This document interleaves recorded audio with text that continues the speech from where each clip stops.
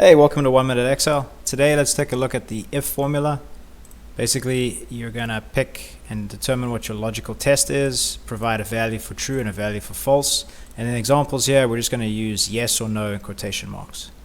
So based on this data set here, we're going to see who's eligible to register based on age, and then who's going to vote Democrat or Republican based on the data here. So really quick, you're going to say equals if, open parentheses, select the age here. I'm going to hit F4 3 times just to lock the column.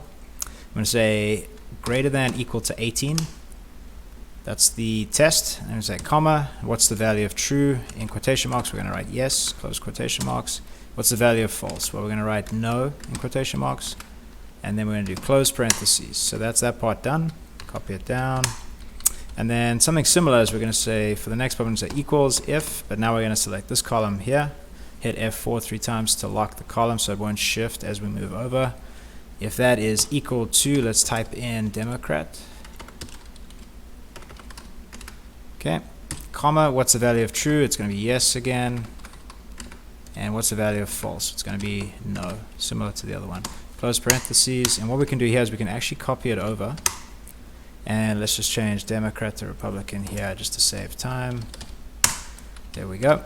And then we can copy these down, and here you can see just 3 simple examples of how to use the if formula and how it can be helpful in determining your data set. Thanks for watching.